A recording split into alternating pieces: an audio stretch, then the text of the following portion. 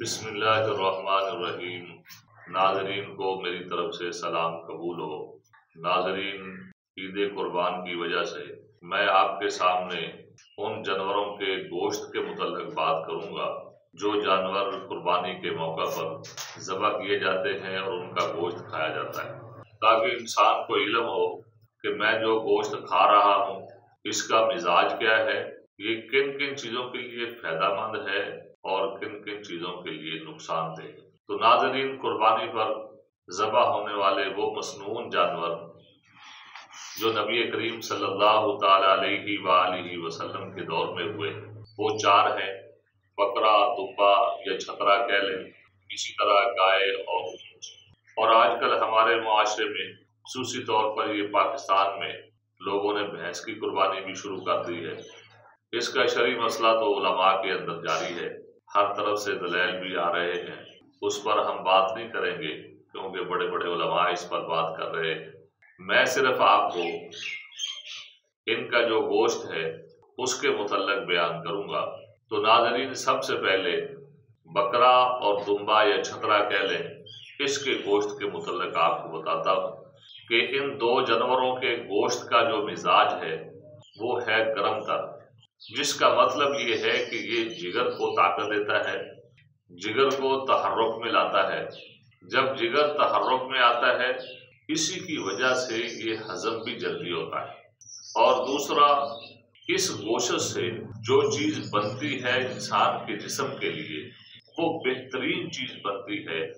جس کو خون لطیف کہہ لیں یا صالح الکیبوس کہہ لیں، کہ بکرے، چھترے اور دمبے کے گوشت سے انسانی بہترین خون پیدا ہوتا ہے، اور پھر یہ گوشت بھی ایسا ہے جو جلدی ہضم ہوتا ہے۔ اور اس سے ہٹ کر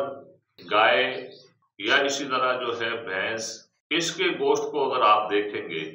اس کے گوشت کا مزاج خشک سرد ہوتا ہے۔ خشک سرد مزاج کی وجہ سے جب ہم اس کا گوشت کھاتے ہیں،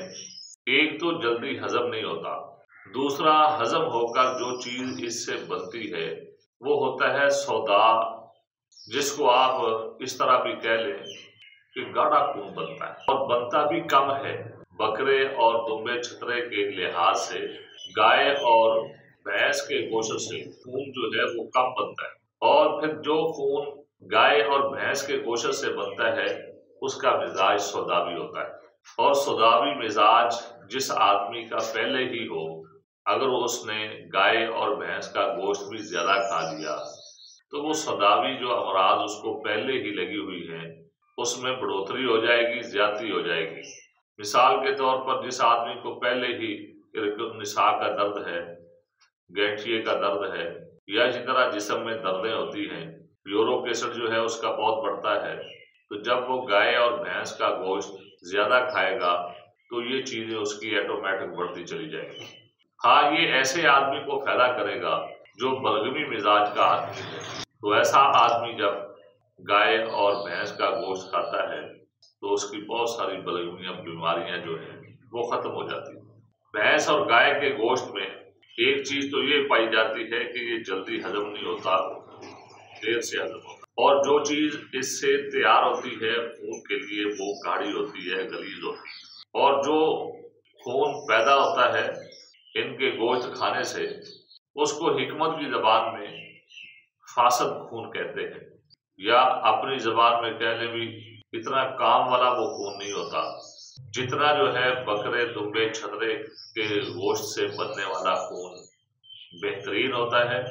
اور زبردست ہوتا ہے۔ اور اسی وجہ سے بکرے اور دمبے چھترے کے گوشت کھانے کے بعد جسم کو طاقت بھی آتی ہے۔ حکیم حضرات، ڈاکٹر حضرات بھی اکثر مریضوں کو بکرے کے گوشت کھانے کی تلقین کرتے ہیں۔ تو ناظرین، اب جو ہے ہم اونٹ کی طرف جاتے ہیں۔ اونٹ کے گوشت کو حکمت کی جو کتابیں ہیں وہ اس کو گرم خشک لکھتی ہیں، لیکن اس کا گوشت جو انسان کھاتا ہے اس کو عرق النساء میں بھی فائدہ ہوتا ہے، اور جس کو سیاہ یرکان ہو، جس کو ہم کالا یرکان کہتے ہیں، اس میں بھی فائدہ کرتا ہے، اور جس آدمی کو پیشاب کی نالی میں سوزش ہو اس کو بھی یہ فائدہ کرتا ہے۔ اسی طرح جو ہے اس کا دودھ وہ بھی کمال کا ہے، خصوصی طور پر جس آدمی کو یرکان ہو تو اس کے لیے بڑا ہی زبردست ہے، کیونکہ یہ جگر کی جو حرارت ہے اس کو کم کرتا ہے۔ بے شک جو ہے یہ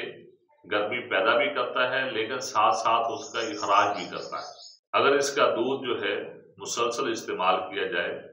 جس آدمی کے گردوں میں پتھریاں بنتی ہیں یا پتے میں پتھریاں بنتی ہیں، اس کی اس سے جان چھوٹ جاتی ہے۔ اسی طرح جس آدمی کے گردوں پر سوزش ہو یا پیشاب کی نالی میں سوزش ہو، اس کا دودھ پینے سے ہمیشہ جو ہے ہمیشہ سے اس بیماری سے جان چھوٹ جاتی ہے۔ لیکن اس کا جو گوشت ہے اس کے بارے میں یہ ہے کہ یہ ثقیل ہے، یہ بھی جلدی ہضم نہیں ہوتا جس طرح گائے اور بھینس کا گوشت جلدی ہضم نہیں ہوتا۔ اور پھر خصوصی طور پر ہمارے پاکستان میں یہ چند سالوں سے یہ ہونے لگا ہے کہ لوگ اس کو ذبح کر رہے ہیں قربانی پہ، ورنہ یہ عربی علاقوں کے اندر ذبح ہوتا ہے۔ تو ناظرین، یہ تھی تھوڑی سی تفصیلات گوشت کے متعلق۔ اب جو ہے میں آپ کو آخر میں یہ چیز بتانا چاہتا ہوں کہ جس آدمی نے جو بھی قربانی کی ہے، اگر اس نے گائے کی قربانی کی ہے یا اونٹ کی قربانی کی ہے اور مزاج کے اعتبار سے اس کا گوشت اس کو نقصان دیتا ہے، تو اس آدمی کو چاہیے کہ اس کے اندر تھوڑی سی تبدیلی کر لے۔ مثال کے طور پر گائے کا گوشت ہے، اگر کسی آدمی کو گائے کے گوشت کھانے سے تکلیف ہوتی ہے تو اس آدمی کو چاہیے بھی اس میں ادرک زیادہ ڈال لے، لہسن اس میں زیادہ ڈال لے، سرخ مرچ کی بجائے وہ کالی مرچ ڈال لے، تاکہ اس کے گوشت میں تھوڑی سی تبدیلی آ جائے۔ جو اس کے اندر خشکی سردی ہے وہ سردی ٹوٹ جائے، اور اسی طرح جو ہے خشکی بھی ٹوٹ جائے یا کم ہو جائے، تو اس کے اندر یہ آپ مسالے ڈال لیں۔ اسی طرح بھینس کے گوشت میں یا اونٹ کے گوشت میں جس آدمی کو جو گوشت کھانے سے بھی تکلیف ہوتی ہے وہ تھوڑا سا اس کا مزاج تبدیل کر لے۔ اسی طرح آپ بکرے، دمبے، چھترے کی مثال لے لیں۔ اگر کسی آدمی کو بکرے کا گوشت کھانے سے تکلیف ہوتی ہے تو مطلب اس کا یہ ہے کہ اس کا جگر پہلے ہی گرمی پیدا کر رہا ہے، تو ایسا آدمی بکرے کا گوشت پکاتے ہوئے اس میں لونگ بھی ڈال لے، دار چینی بھی ڈال لے، اسی طرح بڑی الائچی بھی ڈال لے، تاکہ جو ہے بکرے کے گوشت میں ایسے مسالے ڈال لیے جائیں جس کے ساتھ دل کو تحریک آئے، دل بھی طاقت میں آئے، اور جو بکرے کی گوشت میں جگر کو تحریک دینے کی زیادہ طاقت ہے وہ کم ہو جائے، تاکہ جو کھانے سے کھانے والے کو پریشانی ہوتی ہے وہ نہ ہو۔ یا اسی طرح جو ہے بکرے کے گوشت میں جس آدمی کو کھانے سے چھوٹا پیشاب کم ہوتا ہے وہ اس کے اندر چھوٹی الائچی ڈال لے، یا اسی طرح بادام کو ڈال لے، یا اس کے ساتھ ملتا جلتا جو بھی ایسا مسالہ ہے جس کے ساتھ انسان کا پیشاب کھلتا ہے، جس طرح زیرہ سفید وہ ڈال لے۔ بتانے کا مقصد یہ ہے کہ جو بھی آپ گوشت کھائیں، اگر تو آپ کی طبیعت کو وہ پریشان نہیں کرتا بلکہ آپ کے جسم کو طاقت محسوس ہوتی ہے تو ٹھیک ہے۔ اگر جو ہے آپ کو کوئی پریشانی ہوتی ہے تو آپ اس کے اندر ایسے مسالے ڈال کر جو اس کے مزاج میں تبدیلی کر دیں، بس تھوڑی سی تبدیلی ہونے کی وجہ سے آپ کو وہ نقصان نہیں دے گا۔ تو آج تک کے لیے ہمیں اجازت دیجیے۔ جزاک اللہ۔